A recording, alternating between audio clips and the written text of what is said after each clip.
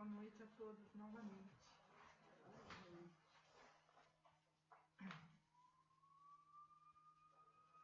Nos foi pedido para a gente começar esse mês, que é o mês que tem o Natal, e então E nós... o mês do meu aniversário. Tá bom.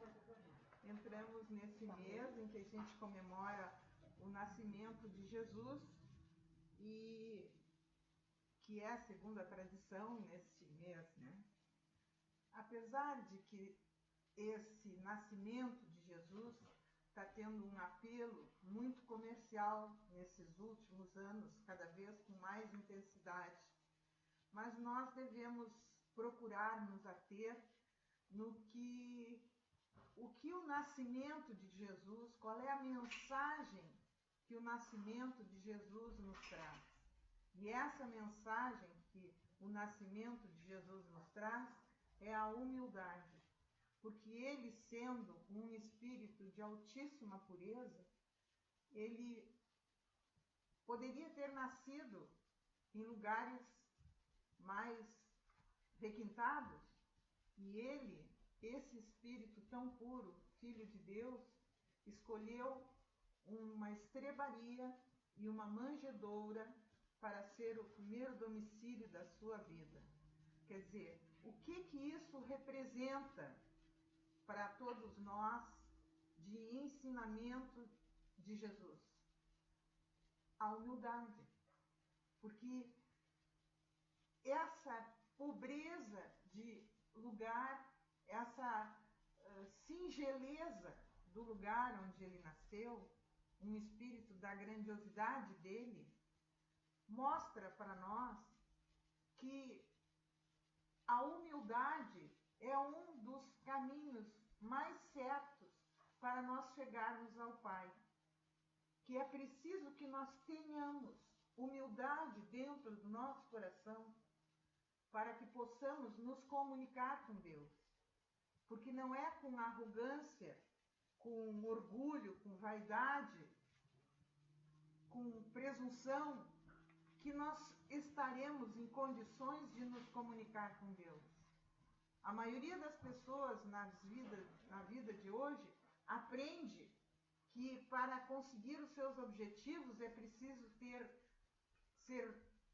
orgulhoso, ter arrogância, ser violento muitas vezes na busca dos seus objetivos. E, na realidade, isto é a maneira mais fácil de nós nos afastarmos de Deus. Nós não, com este comportamento, nós não temos no nosso coração a humildade necessária para a nossa conexão com Deus.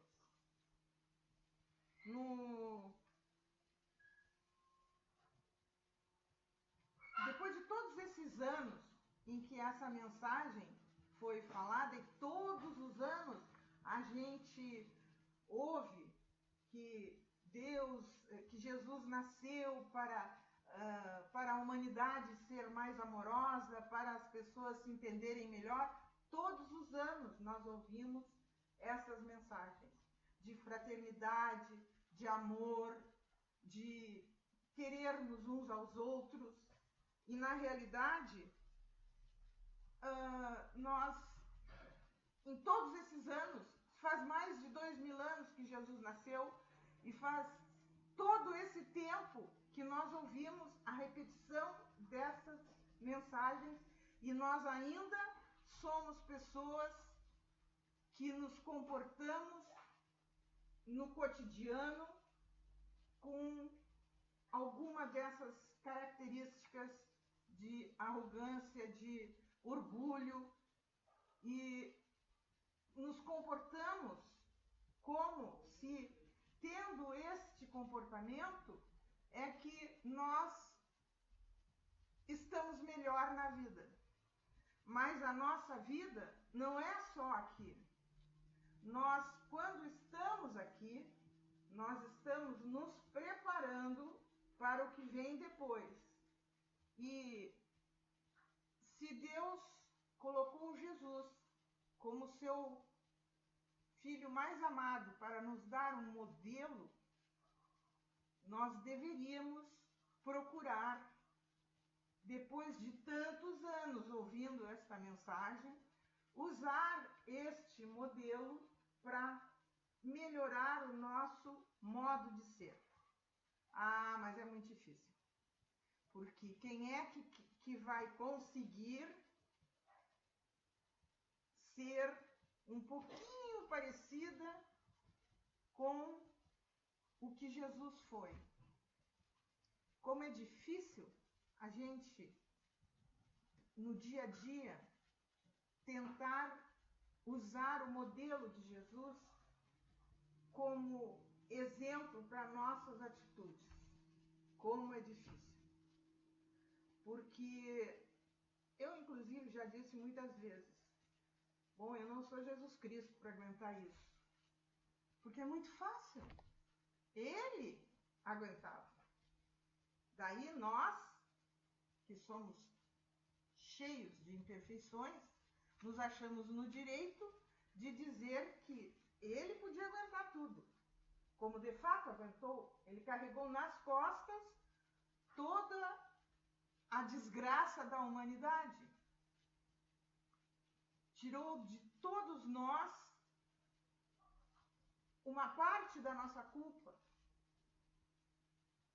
E fez isso por amor. Hoje, nós, por amor, fazemos muito pouco. Porque o nosso amor, na realidade, não é aquele amor incondicional.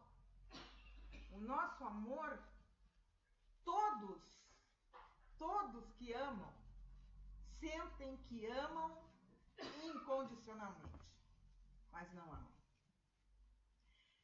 Todo mundo ama porque quer receber alguma coisa em troca. Nós queremos alguma coisa de alguém, sempre. Mesmo quando nós estamos acreditando de nós para nós mesmos, que nós amamos perdidamente algumas pessoas da nossa vida. Mas se aquelas pessoas da nossa vida, de alguma forma, demonstram, por uma fraçãozinha, seja, de situação, que esperam de nós um retorno, nós já nos sentimos cobrados no nosso amor. Então, o nosso amor não é o amor incondicional. Não é aquele amor que passa de existência em existência dentro de nós. Nós pensamos que amamos assim. O modelo de Jesus ama assim.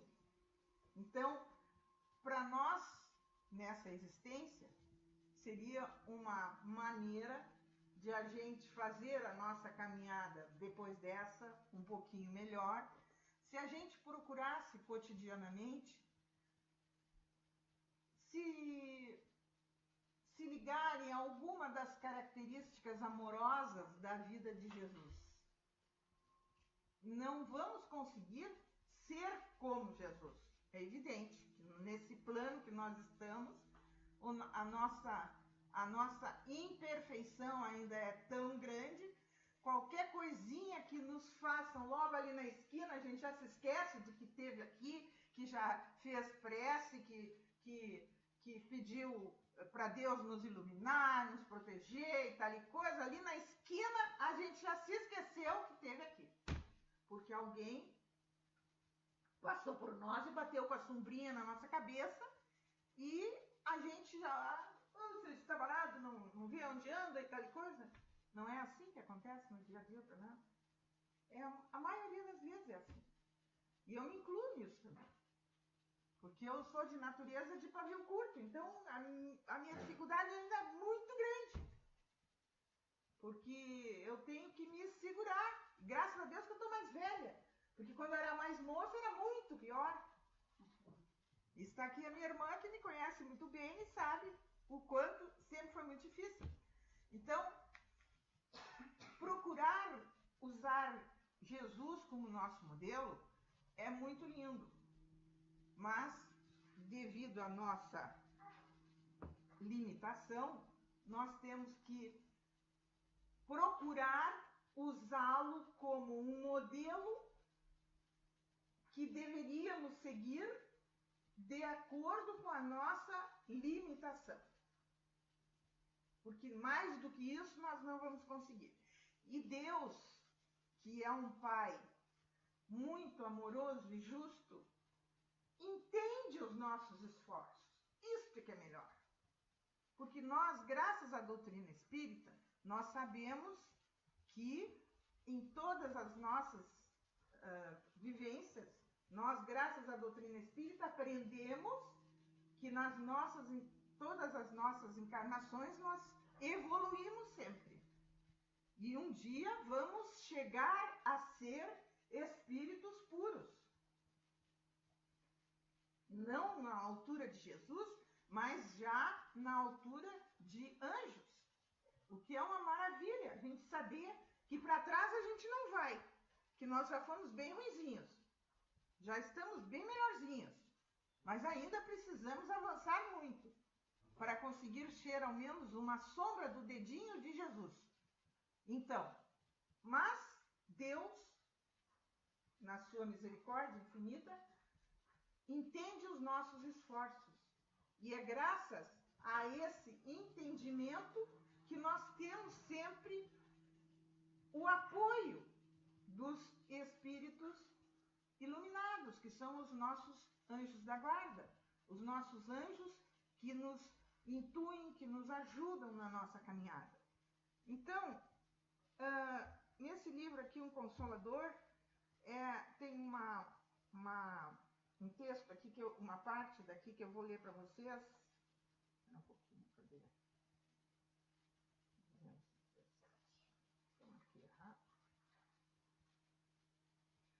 Olha aqui, ó. Qual é o modo mais fácil de levar a efeito a vigilância pessoal para evitar a queda em tentações?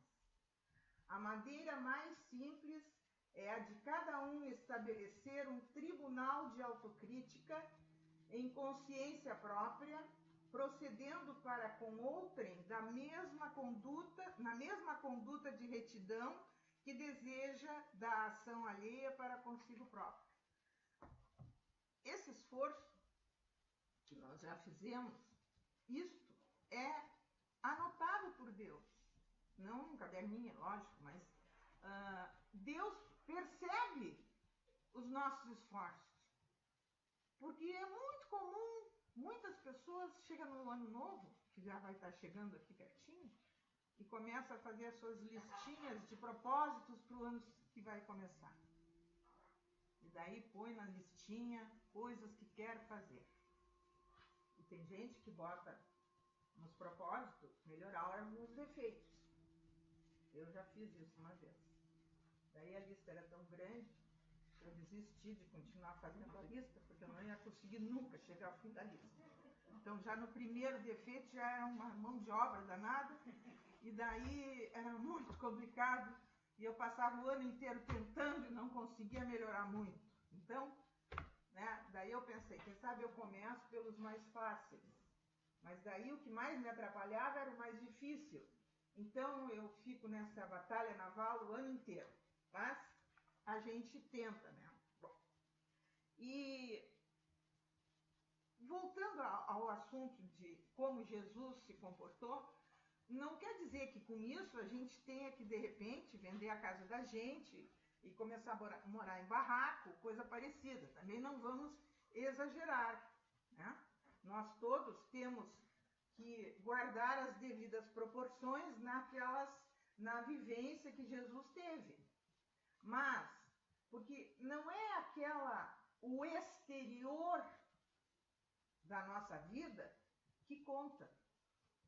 Porque a pessoa pode morar numa casa muito bonita e ser uma pessoa de coração humilde.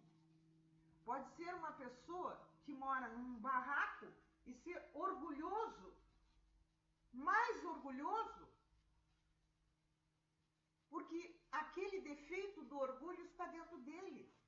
Ele já veio numa vida de dificuldades para ver se superava esse problema com essa vivência de dificuldade, para baixar esse orgulho introjetado dentro dele. Então foi passar trabalho numa casa mais humilde, tal coisa, para poder trabalhar esse traço da personalidade da pessoa. Então não é o exterior que conta. Nós podemos seguir o modelo de humildade de Jesus no nosso interior, nos capacitando da nossa inferioridade, não no sentido de que somos coitadinha, eu sou coitadinha, eu sou uma vítima do destino, porque eu sou infeliz, porque eu sou inferior, nada disso. Não na base do coitadinho, mas entendendo a nossa pequenez perante a grandeza de Deus. E entendendo a nossa pequenez perante a grande misericórdia que Deus tem em nos entender apesar da nossa pequenez e de nos amar incondicionalmente apesar de todos os nossos defeitos. O fato de nós sabermos que, sendo como nós somos, Deus nos ama, isso é uma coisa maravilhosa na nossa vida. Isso precisa ter dentro de nós um lugar muito grande. Nós precisamos saber disso a todos os momentos, porque o fato de a gente saber que é amada por Deus, o que importa quem não nos ama? Se Deus nos ama, tudo nós podemos conseguir. Nós precisamos só ter perseverança e fé. Nós precisamos ter fé. As pessoas não acreditam em muita coisa. Não acreditam em si, porque não acreditam no Deus que está em si. Isso é uma coisa básica na vida da gente. Nós sabendo que Deus nos ama, mesmo com todos os defeitos que nós temos, isso gera dentro de nós uma força enorme. Faz com que nós tenhamos coragem para enfrentar qualquer situação. Jesus enfrentou tudo o que ele enfrentou porque ele sabia do amor do Pai.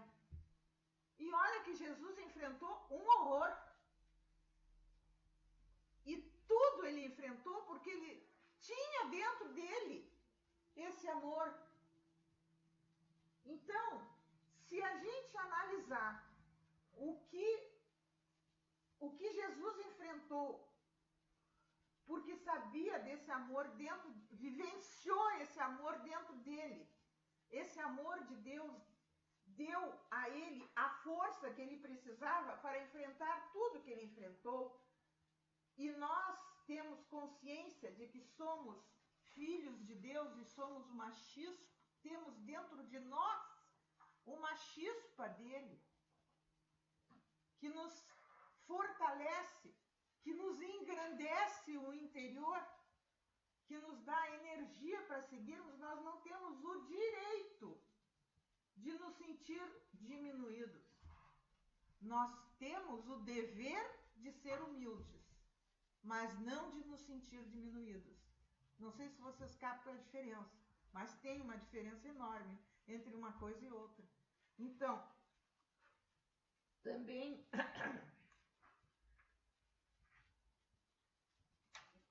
no Emmanuel, também nesse livro aqui, tem uma parte em que diz assim, ó: Jesus foi a manifestação do amor de Deus, a personificação da sua bondade infinita. Não é uma maravilha isso? A gente saber disso e saber que ele teve aqui na terra, a personificação do amor de Deus, e que nós somos, cada um de nós, filhos deste Deus, e temos em nós essa centelha divina. Isso é uma coisa maravilhosa na nossa vida. É que nós não damos valor. Às vezes a gente não pensa no que é a vida da gente, do que nós fizemos com a nossa vida. Porque nós fabricamos aquilo que nós estamos passando. A doutrina espírita, graças a Deus, nos esclarece direitinho sobre isso. Sobre o que é a nossa vida hoje é resultado do que nós fomos em outra vida. Vocês devem estar acompanhando aquela novela das 6, já falei sobre isso outro dia. Ali aparece muita coisa. Tá assim, a grosso modo, claro. Mas para as pessoas que são leigas no assunto, tem que ser assim mesmo. Né? Se a gente vai explicar de outra maneira, vocês não entendem. Então,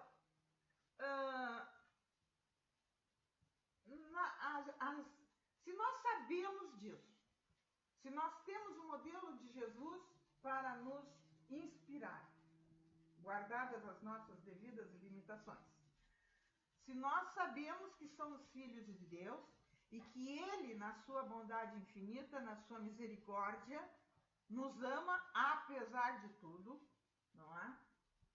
Então, temos motivos para crer que com o nosso comportamento desta encarnação, estamos fabricando a nossa próxima encarnação.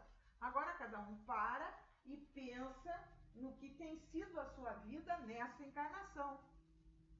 Bom, se ela está ótima para a próxima, então continua fazendo o que está fazendo até agora.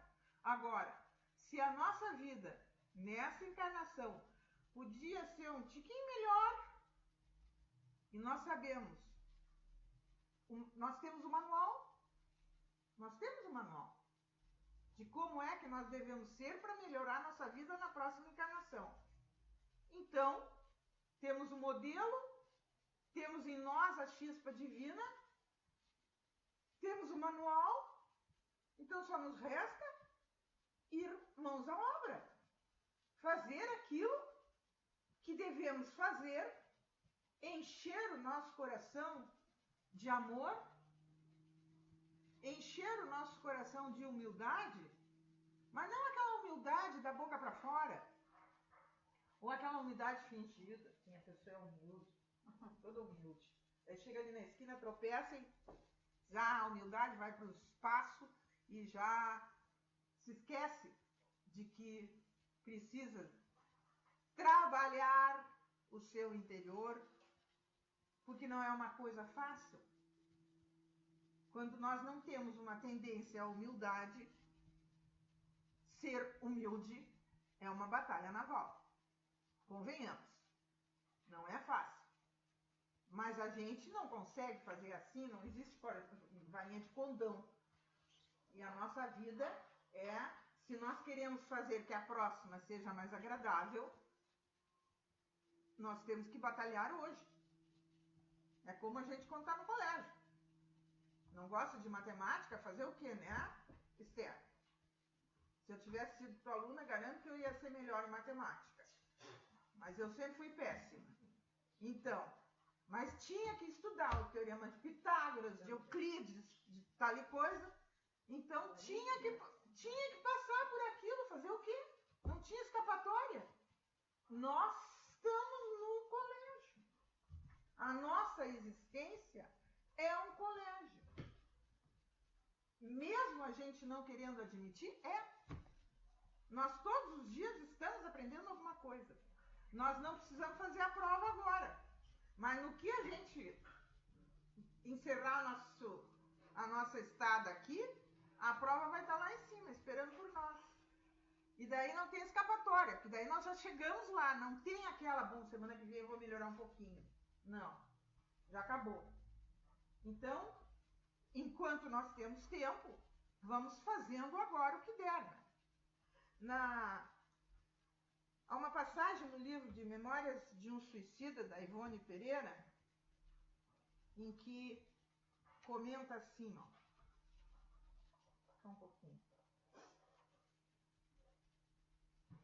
E se a tempo souberes clarear o teu ser com os resplendores da confiança em Deus, da esperança na sua paternal bondade, alimentando-o de coragem e resignação, certo que jamais te abandonará nas asperidades do caminho reparador, o amor daquele pai que não condena e sim ajuda sua criatura a se erguer do abismo em que se deixou resvalar. Quer dizer, ele está lá. Nunca nos abandona. Nós é que abandonamos ele, pela falta de fé. Então, se isso acontece dessa maneira, e se todas as vezes, quando chega o Natal, todo mundo diz que nós precisamos, que é uma época de fraternidade, de amor e tal e coisa, e precisa ser o Natal para a gente se lembrar disso. Porque passa o resto do ano, a gente não se lembra disso. Na Páscoa se lembra que tem que se renovar os votos, aquela história toda. Não é assim que acontece? E o resto do ano, a gente se esquece. Se esquece, simplesmente. E nós é que vamos criar a nossa próxima vida. Então, às vezes, me dá a impressão, quando eu fico pensando na minha vida, de que a gente é meio retardado.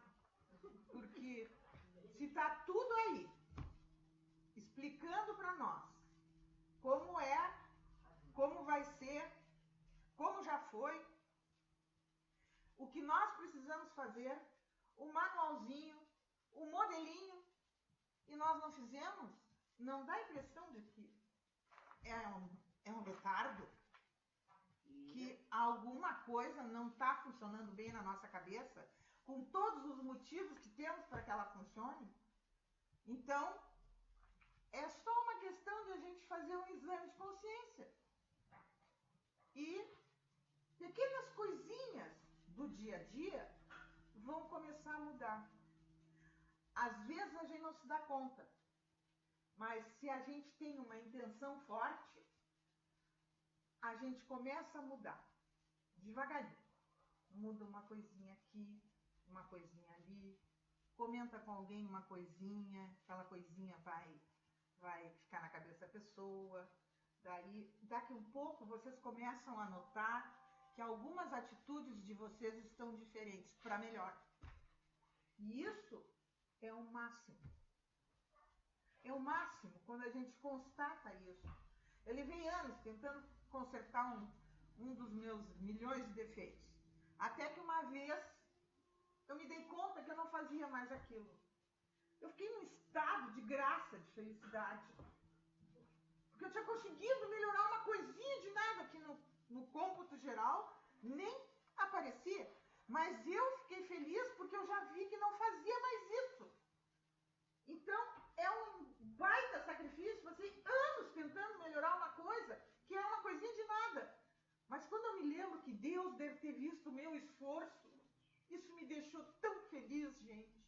Tão feliz, porque eu pensei com meus botões. Ele viu que eu me esforcei. Levei 2 anos e meio e agora me dei conta de que não faço mais isso. Então, é uma maravilha. E isso acontece com todos nós.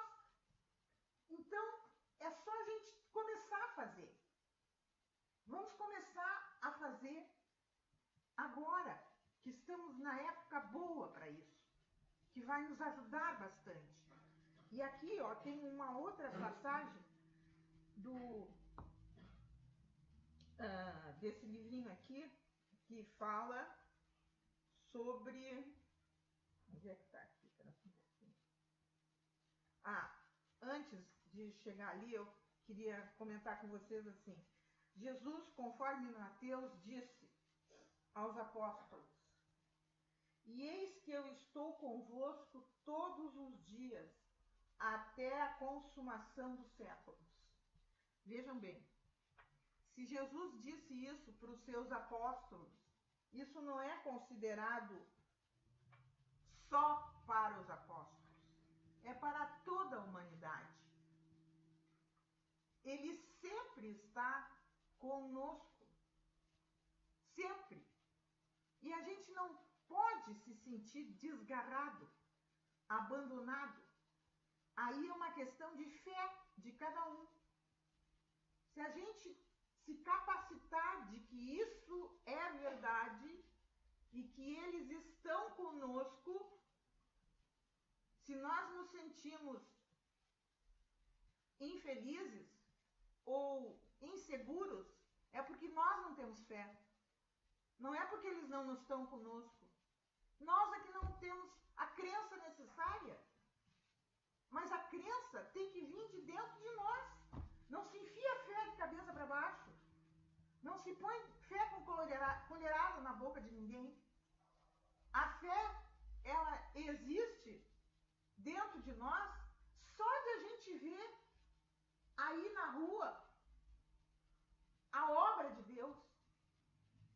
Tudo que a gente vê aí na rua, do que é bom, diga-se de passagem, porque o que pode se ver por aí também tem muita coisa ruim, mas o que é de bom, o sol, o ar, tudo isso é obra de Deus e está ali pra gente sentir dentro de nós a presença de Deus. Então é como eu falei antes, se Deus está conosco, quem pode estar contra nós? E os que estão contra nós não vão conseguir nada de nós. Se nós formos humildes o suficiente de coração, nós não vamos deixar que os que estão contra nós nos machuquem. Porque Deus vai nos fortalecer sempre. Ele está dentro de nós sempre. Sempre. Então tem um pedacinho aqui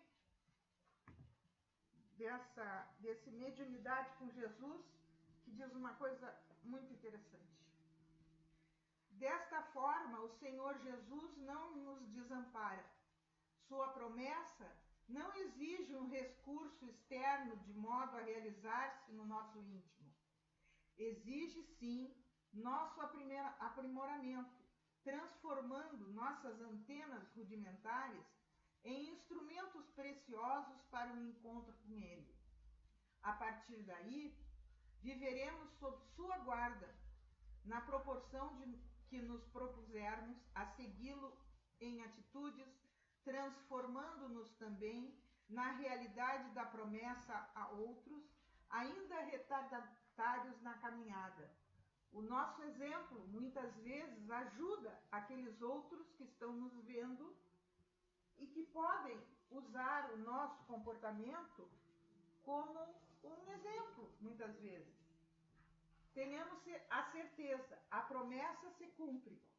Fechamos os olhos, ampliemos a sensibilidade da alma, elevemo-nos em direção ao bem e sentiremos o divino amigo, zeloso em seu papel, a proteger-nos e a concitar-nos a caminhar para a frente e para a perfeição. Era essa a mensagem que eu tinha para vocês, com muito amor, para o nosso começo de dezembro e época de Natal.